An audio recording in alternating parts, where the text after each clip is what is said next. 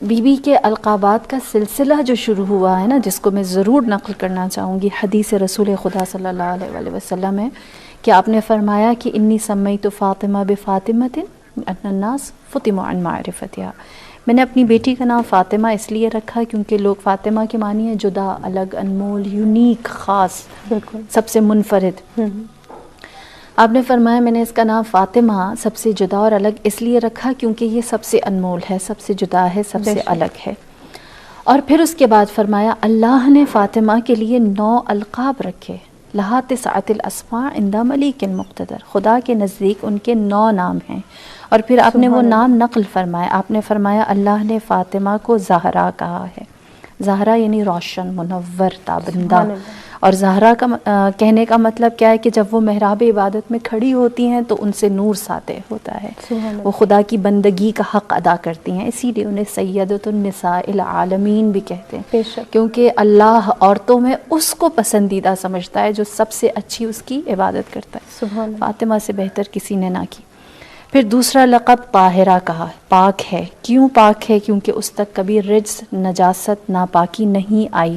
انما یرید اللہ لیذھب عنکم الرجس اہل البیت ویطہرکم تطہیرا، اللہ نے بھی ان کی طہارت کی گواہی دی۔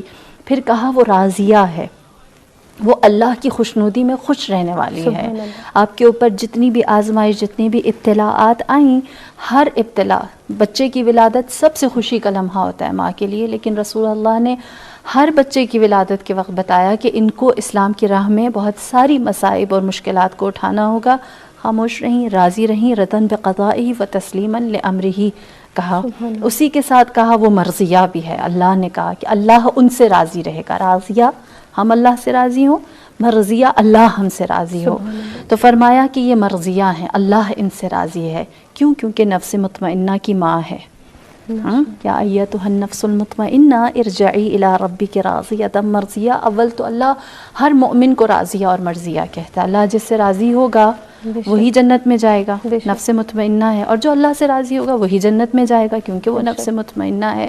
لیکن حق کس نے ادا کیا خواتین میں؟ فاطمہ الزہرا میں۔ پھر فرمایا بتول العذراء ہے۔ بتول العذراء کون ہے؟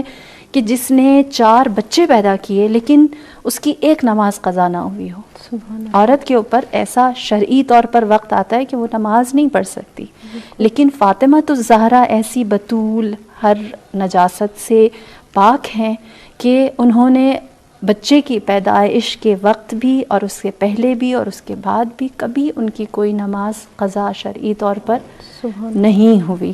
پھر فرمایا یہ صدیقہ ہے، صادقہ نہیں کہا، سچ کہنے والی نہیں ہے، کبھی جس نے جھوٹ نہ بولا ہو، شدت کے ساتھ جو سچی ہو، جس کی صداقت کیسے ثابت ہے؟ مباہلہ کا میدان ہے، اسلام کو گواہ چاہیے، اسلام کو پروف چاہیے، اسلام کو ثبوت چاہیے، یہ صدیقہ ہے، یہ اسلام کی صداقت کی گواہی بن کر گئی ہے۔ پھر کہا مبارکہ ہے، بابرکت ہے۔ مبارکہ کیسے ہے؟ سورہ کوثر گواہ ہے، اِنَّ شَانِئَکَ هُوَ الْأَبْتَرُ۔ ان سے اولادیں بہت زیادہ جناب فاطمہ الزہرا کی بھی نہیں ہیں، لیکن جو 4 اولادیں ہیں ان کو انہی سے ہی اللہ ایسی نسل پاک چلائے گا کہ وہ برکت ہوگی اس کے اندر۔ پھر اس کے بعد فرمایا کہ یہ زکیہ ہے، یعنی پاک ہے، اور پاک ایسی ہے کہ کوئی نجاست ان کے نزدیک نہیں آ سکتی۔ یہ 9 نام القاب اللہ نے فاطمہ الزہرا کے لیے دیے۔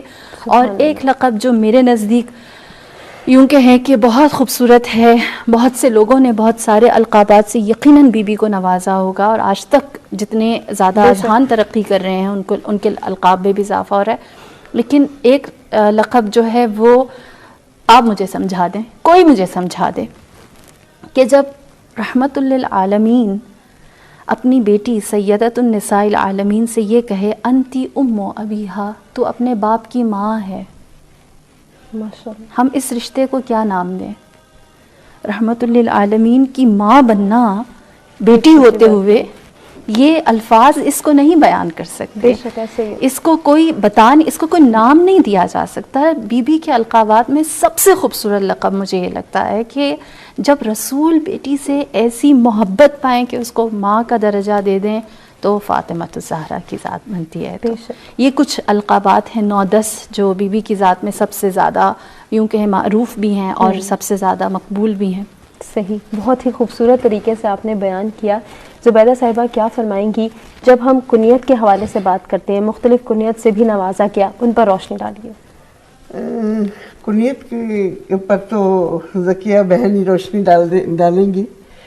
میں تھوڑی سی بات کرنا چاہوں گی آپ کی سیرت کے حوالے سے، ضرور، کہ اس لیے کہ ہمارے لیے جو راہ عمل ہے نا وہ ہمیں سیرت سے مقامات ایسے ہیں جہاں رسول اللہ نے مسجد نبوی مدینے میں اصحاب کے درمیان ایک ہی جملہ کہا، فاطمہ تو بضعۃ منی، فاطمہ میرے وجود کا حصہ ہے، میرے جگر کا ٹکڑا ہے، قرۃ عینی کبھی کہا، میری آنکھوں کا نور ہے۔